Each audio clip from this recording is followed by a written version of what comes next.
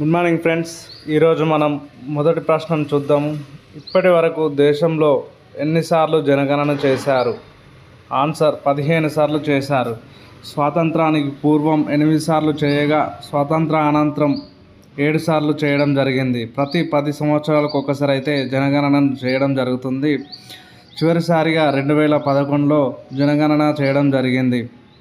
2021లో జనగణన చేయాల్సి ఉన్నప్పటికీ కోవిడ్ కారణంగా జనగణనను వాయిదా వేయడం జరిగింది.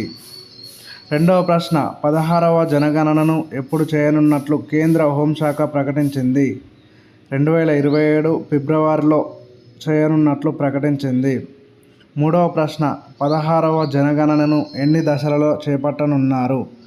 2 దశలలో చేపట్టనున్నారు. మొదటి దశలలో మౌలిక అంశాలు, రెండవ దశలలో వ్యక్తిగత అంశాలకు సంబంధించిన వివరాలను సేకరించనున్నారు. నాలుగవ ప్రశ్న, ఏ చట్టం ప్రకారం దేశంలో జనగణనను చేపడుతున్నారు? ఆన్సర్, జనాభా లెక్కల చట్టం 1948. ఐదవ ప్రశ్న, దేశంలో మొదటిసారి జనగణన ఏ సంవత్సరంలో జరిగింది? ఆన్సర్, 1881వ సంవత్సరంలో. వాస్తవంగా 1872వ సంవత్సరంలో లార్డ్ మేయో ఆధ్వర్యంలో మొదటిసారి జనాభా లెక్కలను లెక్కించడం జరిగింది. కానీ 1881వ సంవత్సరంలో అధికారికంగా లెక్కించడం జరుగుతుంది. ఆరవ ప్రశ్న, జనాభా గురించి అధ్యయనం చేయడాన్ని ఏమంటారు? డెమోగ్రఫీ అంటారు. ఏడవ ప్రశ్న, ప్రపంచ జనాభా దినోత్సవం ఏ రోజున జరుపుకుంటారు? జూలై 11 నాడు జరుపుకుంటారు.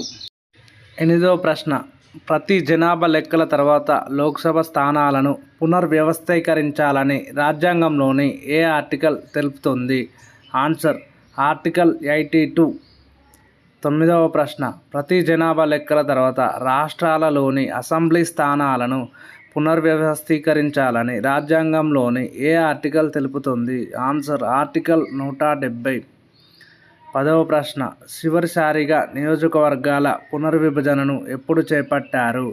ఆన్సర్, 2002లో చేపట్టడం జరిగింది.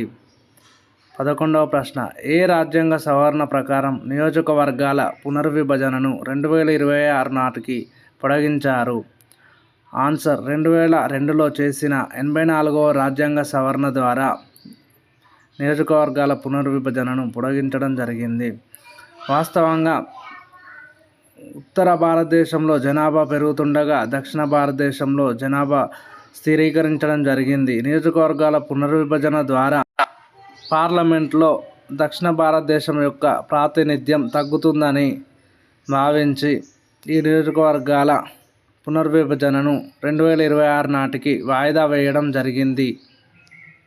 12వ ప్రశ్న, ఇప్పటి వరకు ఎన్ని డీలిమిటేషన్ కమిషన్లను ఏర్పాటు చేశారు? 4 కమిషన్లను ఏర్పాటు చేయడం జరిగింది.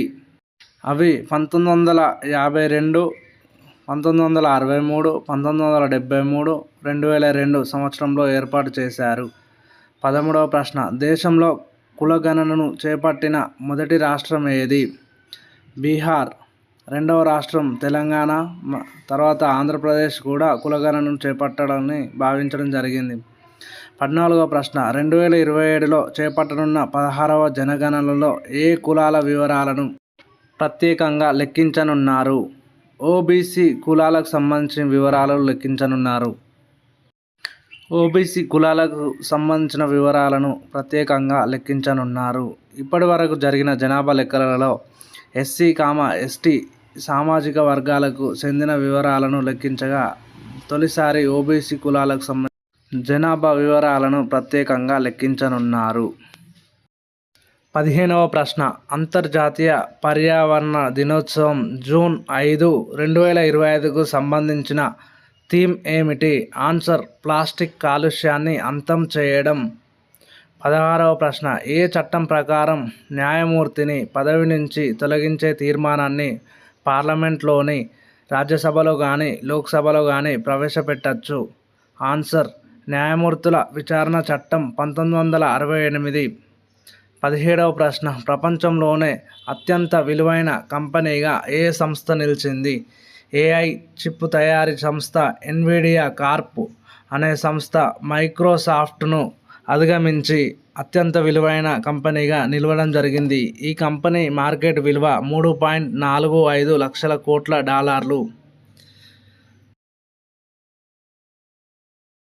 18వ ప్రశ్న, S-400 క్షిపణిని ఏ దేశం నుంచి భారతదేశం కొనుగోలు చేయడం జరిగింది?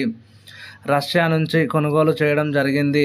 2018లో 5 S-400 క్షిపణుల కొనుగోలుకు రష్యాతోటి ఒప్పందం చేసుకోవడం జరిగింది.